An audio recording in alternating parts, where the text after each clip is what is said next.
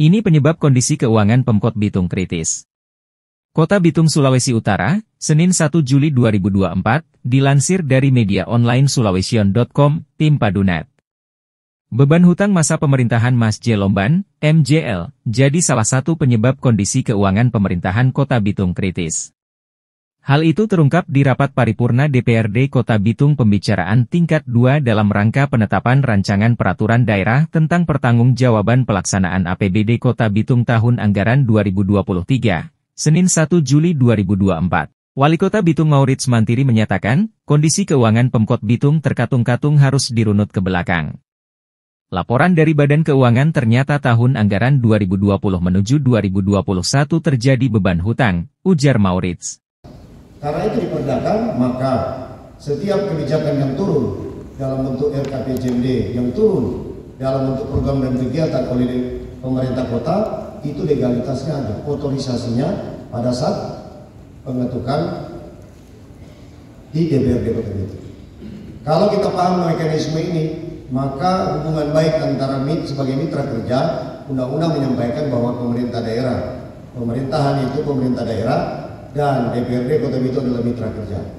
Sebagai mitra kerja memang tidak ada atas bawah, tapi ingat baik-baik, semua ada mekanisme dan ketentuan yang berlaku. Kami sudah mengecek kenapa asal mula keuangan kita sedikit agak terkatung-katung pembayarannya.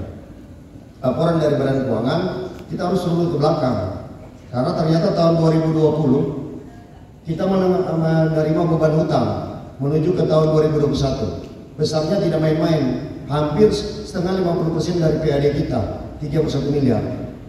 Itulah sebenarnya kalau kita tahu asal mula persoalan yang untung saja di era kami itu bisa diselesaikan, hutang itu yang jumlahnya cukup besar, 31 miliar. Dan itu hutang apa itu? Hutang gaji TPP, hutang apa itu juga? Bayar bangunan dan tanah, dan kemudian hutang termasuk alat dan RT. Rincian ada, nanti minta kepada Pak Anti. Kalau ada juga media yang mengambil karena mereka minta menuntut harus transparan, kami harus buka-bukaan. Tidak masalah dibuka-buka. Siapa yang berhutang, kemudian kapan kewajiban yang harus diselesaikan. Ya untuk saja sampai hari ini kami bisa menyelesaikan. Runtunan dari perjalanan hutang ini, menurut hemat kami, inilah kemudian harus mengembalikan.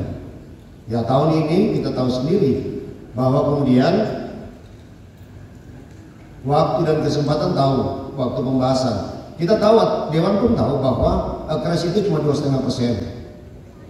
Paham kan yang dimaksud dengan akres? Kita tidak perlu langsung lagi mau bertanya jawab kemudian menjadi seperti dosen dan mahasiswa. Akres 2,5%, gaji naik 11%. Dan besarannya beban hutang, kata Maurits, tidak main-main yaitu 31 miliar. Angka itu, katanya, hampir setengah dari pendapatan asli daerah. Hal tersebut asal-muasal persoalan. Untung saja di era pemerintahan saat ini bisa diselesaikan meskipun jumlahnya cukup besar, katanya. Di kesempatan itu juga, Maurits Mantiri merinci beban hutang Pemkot Bitung tahun 2020 berupa tambahan penghasilan pegawai atau TPP, pembayaran bangunan dan tanah serta gaji pala dan RT. Kalau minta untuk transparan, kami siap untuk buka-bukaan, sebutnya. Ia menuturkan di tahun ini, ACRES atau dana cadangan berada pada angka 2,5%. Sementara untuk gaji naik 11%, dan tahun yang sama juga kita menyetor kewajiban dana pemulihan ekonomi nasional atau PEN, serta menyelesaikan lebih dulu terkait dengan anggaran pemilihan kepala daerah atau pilkada. Anggaran pilkada ini suatu kewajiban pemerintah daerah. Dan puji Tuhan, Bitung adalah kota di Sulawesi Utara yang lebih dulu memberikan anggaran 100% kepada penyelenggara pemilu, tegas Maurits. Maurits Mantiri juga menyentil, ia bukan orang yang baru kemarin sore di Dewan Perwakilan Rakyat Daerah Kota Bitung. Selama 3 periode, saya pimpin Banggar. Jadi saya tahu soal mekanisme pengelolaan dan paham betul dengan dinamikanya, sebutnya. Ia menambahkan, anggota DPRD bukan auditor keuangan karena ada batasan-batasan dan tanggung jawab pengawasan. Kalau kita belajar baik-baik sesuai dengan undang-undang, DPRD memang punya hak mengveto kebijakan pemerintah kota. Tapi, bukan sebagai auditor. Auditor itu ranahnya BPK, tukasnya. Diketahui, di pemerintahan 2020 itu masih dijabat oleh mantan wali kota Bitung, Mas J. Lomban. Dari Kota Bitung, Sulawesi Utara, tim Padunet Elvis Ontah melaporkan.